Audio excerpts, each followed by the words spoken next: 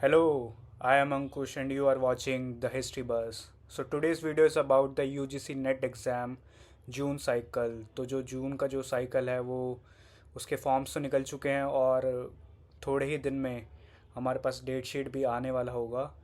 और ये वीडियो रहने वाला है जो पिछला जो दिसंबर का अटेम्प्ट था, मतलब दिसंबर जो साइकिल था उसका जो यूजीसी नेट का जो पेपर था हिस्ट्री का, उसका एनालिसिस जो है वो हमने अपने लेवल पर किया है। और I want to share the numbers of questions, मतलब नंबर्स ऑफ क्वेश्चंस तो टोटल 100 ही हैं, लेकिन उसमें से भी हमने ब्रेक डाउन किया है कि कौन कौन से एरिया से ज़्यादा क्वेश्चंस पूछे गए हैं, किस पीरियड से ज़्यादा क्वेश्चंस पूछे गए हैं।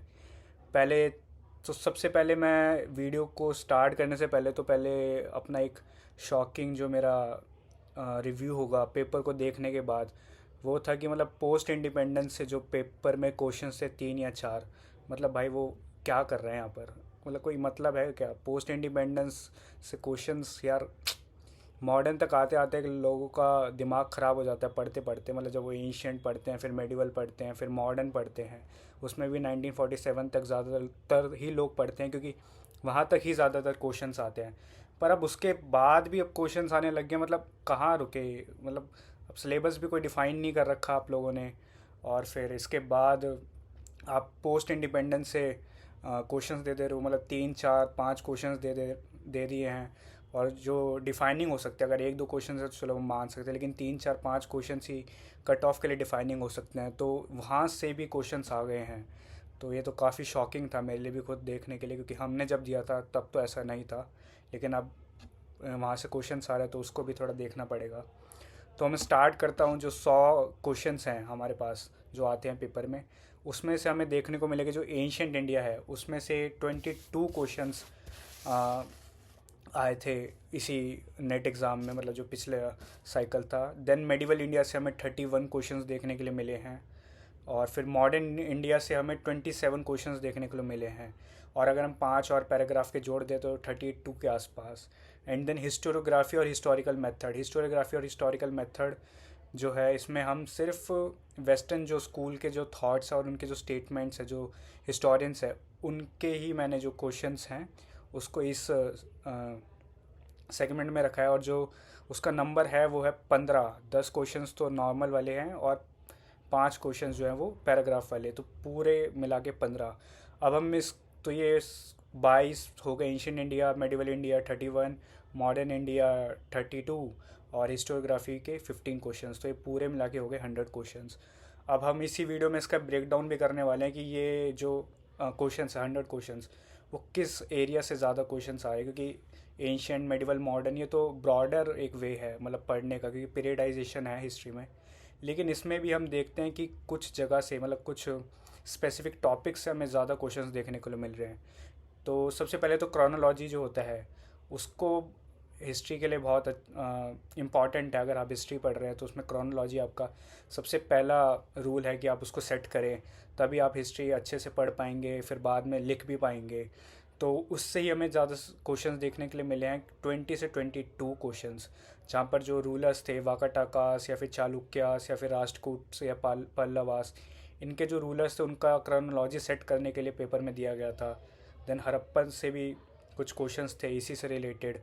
फिर उसके बाद हम देख रहे हैं हिस्टोरियोग्राफी और हिस्टोरिकल मेथड, वो तो मैंने पहले बता ही दिया, तो उसमें 10 या 15 क्वेश्चंस आए थे। और ये ज़्यादातर जो वेस्टर्न थाट्स हैं, मतलब जो वेस्टर्न स्कूल्स हैं, एनाल्स हो गया या फिर जो आर जी कॉलिंगवुड हो गए या फिर ई एच कार, और उनका जो बुक है ई एच कार का व्हाट इज़ हिस्ट्री, एक बार तो उसका क्वेश्चन था कि उसके जो चैप्टर्स थे उसको क्रोनोलॉजी में लगाना था।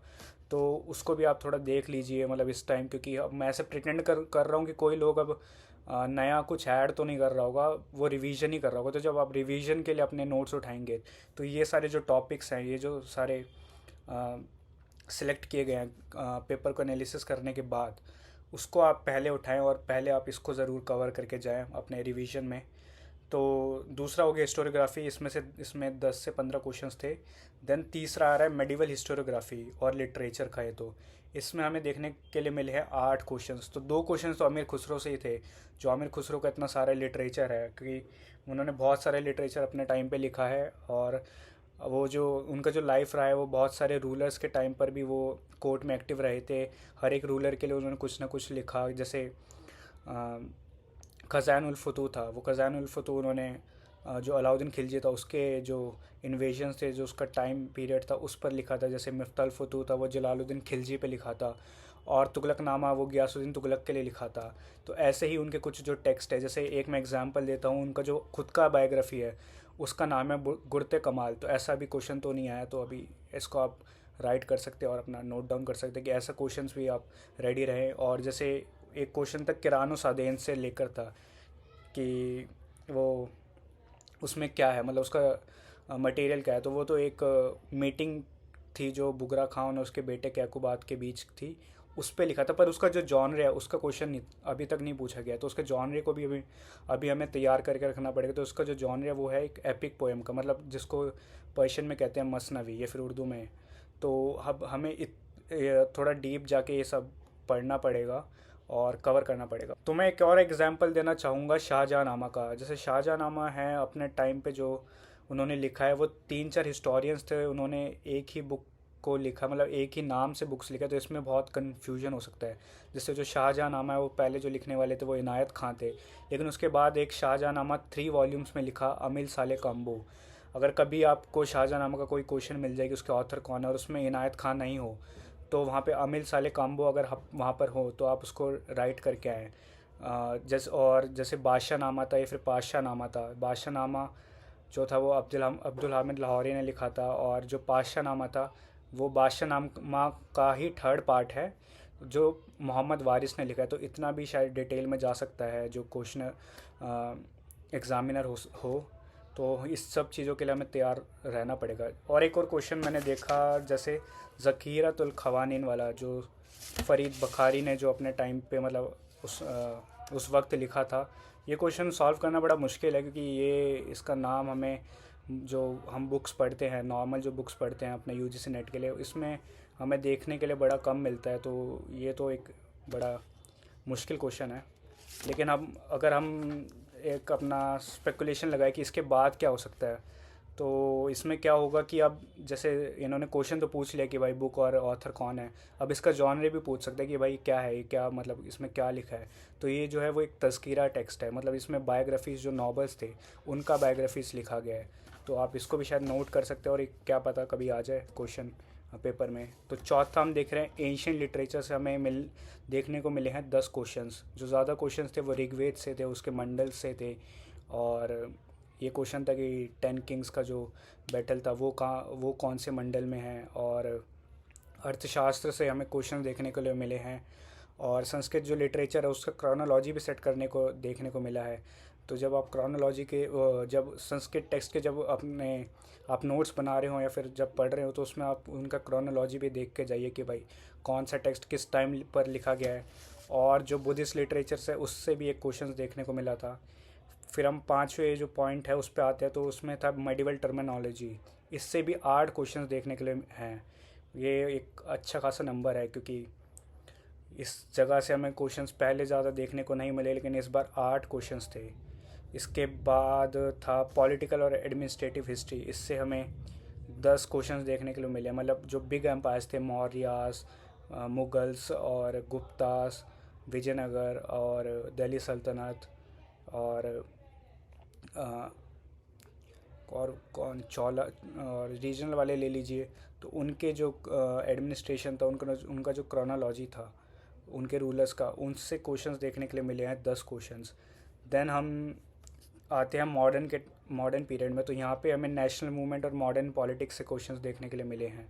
तो जो आप बड़े बड़े लीडर्स हैं उनका जो लाइफ टाइम रहा है, उनका जो फ्रीडम मूवमेंट में जो उनके कॉन्ट्रीब्यूशंस रहे हैं, मतलब क्रोनोलॉजिकली, तो उसको आप ज़रूर देख के जाएं। और इससे हमें क्वेश्चंस देखने के लिए मिले हैं 8 क्वेश्चंस। इसके बाद हमें भक्ति और सूफ़ी ट्रेडिशन से भी 4-5 क्वेश्चंस देखने के लिए मिले हैं। तो इसमें भी आप जो भक्ति और सूफ़ी ट्रेडिशंस का जो लिटरेचर है और जो मेजर जो बड़े बड़े सेंट्स हैं उनको आप देख के जाइए कि मतलब वो कौन से सिलसिले से या फिर उनका क्या फ़िलासफ़ी था। तो वो आप उसको देख के जाइए पेपर से पहले।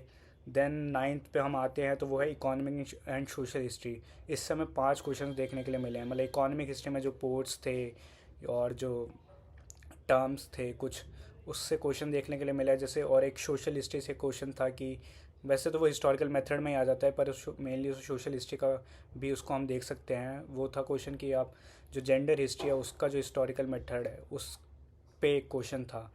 तो इसके लिए भी आप लोग तैयार रहिए जैसे। और लास्ट में था जो हमने देखा है वो है ट्राइबल और पीजेंट जो मूवमेंट्स रहे हैं, इससे भी 4 से 5 क्वेश्चंस हमें देखने को लिए मिले हैं। तो इसका भी आप के क्रोनोलॉजी सेट करके रखिए, मतलब जो अलग अलग जगह पे जो मूवमेंट्स हो रहे हैं, ट्राइबल लीडर्स जो अलग अलग जगह पे थे, क्योंकि ये शायद से 1857 से पहले ही जो शायद संथाल विद्रोह हो गया था, मतलब रेबेलियन हो गया था, उसके बाद जो पूरा क्रोनोलॉजी जो चला है, अलग अलग मूवमेंट्स हुआ है, जैसे भील मूवमेंट था या फिर ओराओं का मूवमेंट था या संथाल्स का मूवमेंट था, उनके जो मेन मेन लीडर्स थे और उनका जो टाइम पीरियड था उसको आप एकदम नोट करें और उसको पढ़ते चले। मतलब जब पेपर है उसमें आप ये तो पढ़ना ही चाहिए।